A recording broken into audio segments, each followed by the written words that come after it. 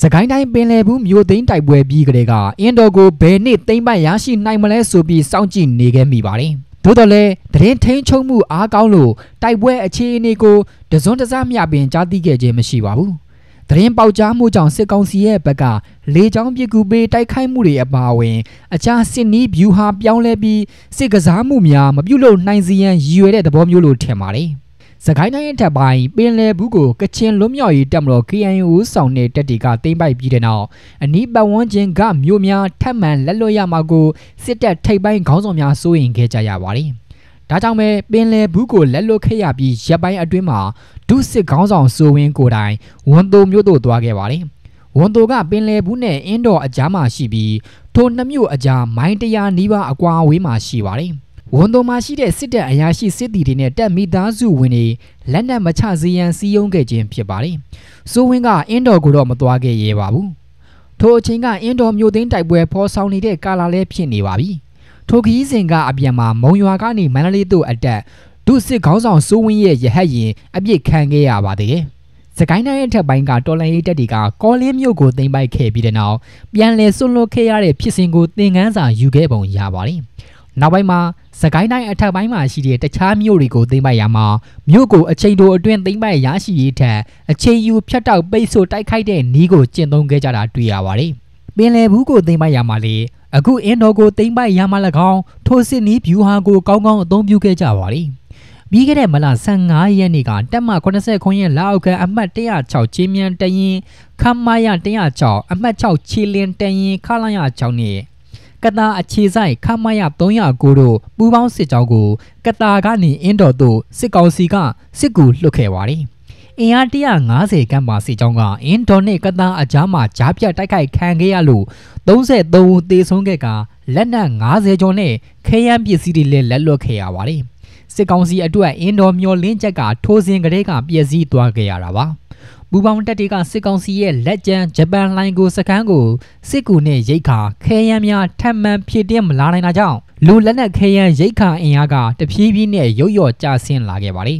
။နောက်ဆုံးမှာစစ်ကောင်စီရဲ့ဘက်ကမြေပြင်စစ်ကူအင်အားမပေးနိုင်တော့ဘဲလေကြောင်းပစ်ကူကိုသာပေးနိုင်တော့တဲ့အနေအထားအထိဖြစ်ခဲ့ရပါတယ်။စစ်ကောင်စီတပ်ဖွဲ့ဝင်များအနေနဲ့လက်နက်ခဲယမ်းလက်ကျန်များစွာကြန့်ရှိနေသေးသည့်တိုင်ကြာရှည်ခုခံခံရမှုကြောင့်စစ်ပန်းလာပြီးစိတ်သက်ပိုင်းမှာကြာဆင်းကမခံနိုင်တော့တဲ့အစုံဆုတ်ခွာထွက်ပြေးသွားရတာကိုမြင်တွေ့ကြရပါတယ်။ဂျပန်လိုင်းကိုစခန်းထဲမှာဟောင်ဝဲစာအမြောက်များအပါအဝင်လက်နက်ကြီးလက်နက်ငယ်တွေနဲ့ခဲယမ်းပစ္စည်းအမြောက်အများကိုတင်စီထားခဲ့လို့ပြည်သူ့ကာကွယ်ရေးတပ်တွေက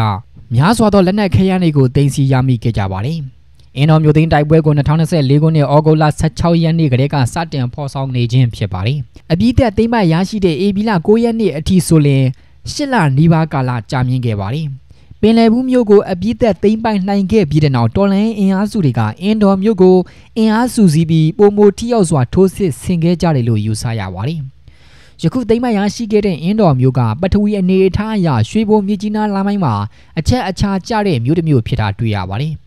စီးအရာကြည့်မယ်ဆိုရင်စစ်ကောင်စီရဲ့မြောက်ပိုင်းတိုင်းစစ်ဌာနချုပ်မပခအခြေစိုက်ရာကချင်ပြည်နယ်နဲ့အနောက်မြောက်ပိုင်းတိုင်းစစ်ဌာနချုပ်နမခအခြေစိုက်ရာစကိုင်းတိုင်းတို့ရဲ့အကြားနယ်မြေစိုးမိုးရေးအတွက်တော်လှန်ရေးတပ်တွေဘက်ကထိန်းချုပ်ထားဖို့လိုအပ်တဲ့ဒေသတစ်ခုဖြစ်နေပါတယ်။ဒါကြောင့်ပဲအရေးကြီးနေရဖြစ်တာကြောင့်လေစစ်ကောင်စီရဲ့ဘက်ကအင်တော်ကိုမကျစေရေးအတွက်နမခနယ်မြေမှာစစ်စင်ရေးဝင်ရောက်နေတဲ့ပဲခူးအခြေစိုက်တပ်မ89ရဲ့တပ်မအမှုကိုယ်တိုင်ကိုကဲစေခဲ့ခြင်းဖြစ်ပါတယ်။တပ်မ89နဲ့ကိုကဲမှုအောက်တပ်တွေကချင်းပြည်နယ်မြောက်ပိုင်းမကွေးတိုင်းမြောက်ပိုင်းနဲ့စကိုင်းတိုင်းအထက်ပိုင်းဒေသတွေမှာစစ်စင်ရေးဆောင်ရွက်နေကြခြင်းဖြစ်ပါတယ်။တပ်မ89ရဲ့တပ်မမှုဗိုလ်မှူးချုပ်အောင်သက်ဦးကစစ်တပ်ကတူဗိုလ်လောင်းတင်နန်းအမှတ်စဉ်40နှစ်ကျောင်းစင်းဖြစ်ပြီးအရာရှိတူဖြစ်ကလူကြီးကျယ်အရာရှိတူလည်းဖြစ်နေတယ်လို့သိရပါတယ်။စစ်ကောင်းဆောင်မင်းအောင်လှိုင်စစ်တပ်ကတူကျောင်းအုပ်ကြီးတောင်ယူစဉ်က DSC 40နှစ်တင်နန်းစင်းအရာရှိများဟာမဟာဘွဲ့တင်နန်းတက်ရောက်နေစေအရာရှိငယ်တွေဖြစ်ပါတယ်။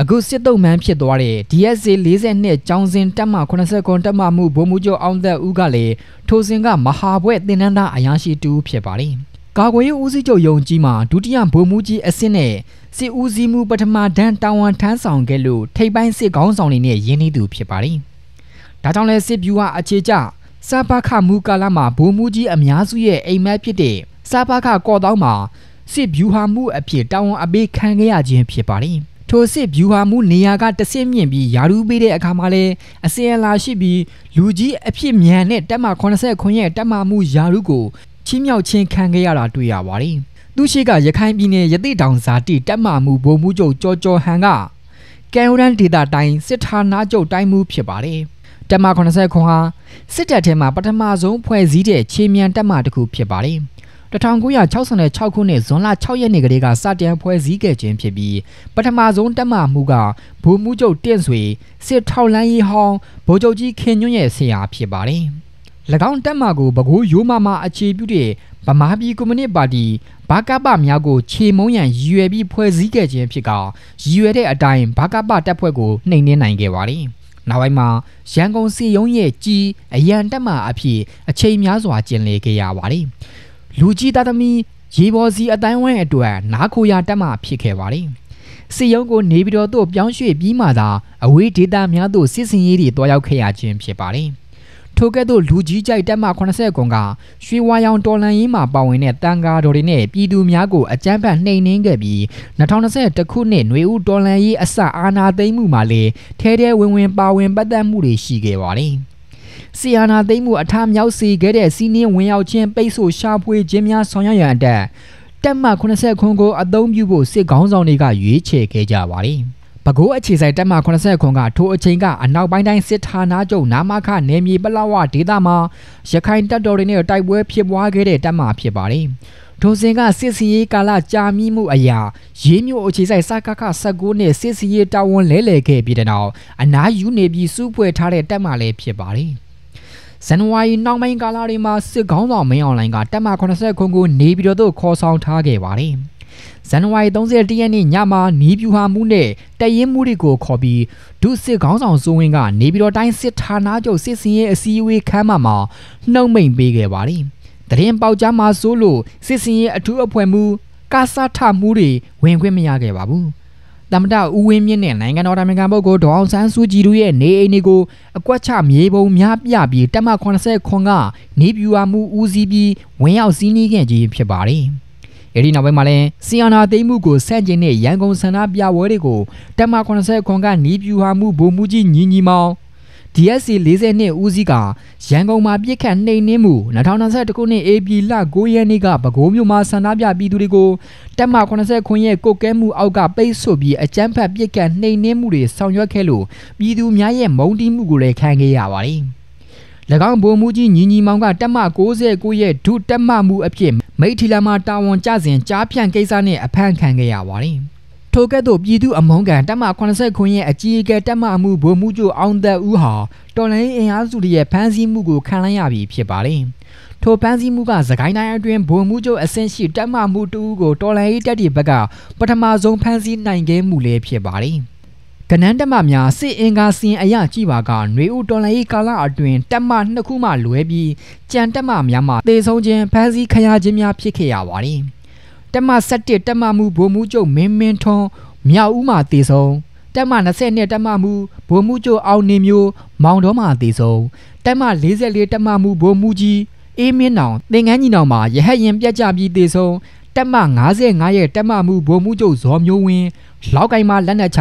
ယခုတပ်မ89ရဲ့တပ်မမှုဗိုလ်မှူးချုပ်အောင်သက်ဦးအင်းတော်နဲ့ကတာအကြားမှာအဖမ်းခံရတပ်မ88တပ်မမှုဗိုလ်မှူးချုပ်မင်းထွတ်ဦးမိုးမောက်မှာတေဆုံးတပ်မ69ရဲ့တပ်မမှုဗိုလ်မှူးချုပ်အောင်ကျော်လွင်မုံကိုမှတေဆုံးတပ်မ101ရဲ့တပ်မမှုဗိုလ်မှူးချုပ်မင်းထွန်းနမ်ဆန်မှာအဖမ်းခံရစတဲ့ဖြစ်စဉ်တွေတွေ့မြင်ရပါတယ်။ဒီစရင်အရာခြေမြန်တပ်မမှုများသာဖြစ်ပြီးစစ်စီရင်ကုတ်ကဲမှုစကခမှုများမပါသေးပါဘူး။စစ်တပ်အတွက်တိုက်ခိုက်ရေးမှာအားထားရတဲ့ကနန်းတပ်မ10ခုမှာ10ခုကတပ်မမှုများအထိတော်လိုင်းတပ်တွေကရိုက်ခတ်စေခဲ့ပြီးဖြစ်ကြောင်းကိုလည်းဒီစရင်စရာတွေအရာတွေ့ရပါတယ်။အခုလိုတိုက်ခိုက်ရေးမှာအားထားရတဲ့တပ်မတွေကိုဦးစီးရတဲ့တပ်မမှုများရဲ့ဖြစ်စဉ်များကိုကြည့်မယ်ဆိုရင်မြမတပ်မတော်ရဲ့လားရာကိုတွေ့နိုင်ပါတယ်။အောက်ခြေမှာလည်းအတွေ့အကြုံရင်အရာရှိစစ်သည်များသေဆုံးဒဏ်ရာရအဖမ်းခံရခြင်းတွေကြောင့်ရောပါလာမှုကိုအစားထိုးခံအပ်မဲ့အရာရှိများရဲ့အတွေ့အကြုံနှဲပါမှုတွေကြောင့်စစ်တပ်ရဲ့စစ်ဦးကပြန်မော့လာပွဲမရှိတော့ပါဘူး။ပြည်သူစစ်မှုထမ်းဥပဒေအရအတင်းအကျပ်လူသစ်စုဆောင်းခံရလို့စစ်တပ်အတွင်းဝင်ရောက်လာခဲ့ကြရတဲ့တပ်သားသစ်များရဲ့မုံဒီစိတ်ကလည်းစစ်တပ်ကိုနေစဉ်ဒုက္ခပေးနေလျက်ရှိပါတယ်။ လက်နက်နဲ့တကွာထွက်ပြေးမှဆိုလို့အချင်းချင်းကင်းပြန်စောက်နေရတဲ့အနေအထားဖြစ်နေပါတယ်အခုအင်ဒိုတိုက်ပွဲကိုလေ့လာကြည့်မယ်ဆိုရင်စစ်ကောင်စီအခက်တော်လှန်ရေးအချက်ဆိုတာကိုတွေ့ရပါတယ်စစ်ကောင်စီဘက်မှထိုကဲ့သို့အကြက်ရိုက်နေချိန်တော်လှန်ရေးဘက်ကအမျိုးသားညီညွတ်ရေးအစိုးရ NUG နဲ့ကာဝေးဝန်ကြီးဌာန MOD ဦးဆောင်မှုနဲ့အင်ဒိုမြို့သိမ်းတိုက်ပွဲကိုအောင်မြင်စွာဖော်ဆောင်နိုင်ခဲ့တာကိုတွေ့မြင်ခဲ့ရပြီဖြစ်ပါတယ်စကိုင်းငလင်ကိုစစ်ကိုကိုင်းစေတဲ့နမိတ်လို့သတ်မှတ်ခဲ့ပြီးမန္တလေးငလင်လို့အတင်းနာမည်ပြောင်းခိုင်းတဲ့စစ်ကောင်စီကစကိုင်းအတွင်းကမြို့တစ်မြို့ကိုထပ်မံဆွလွန်လိုက်ရပြီးတဲ့နောက်တပ်မမှုတအူးကိုပါထပ်မံဆုံးရှုံးလိုက်ရပြီပဲဖြစ်ပါတယ်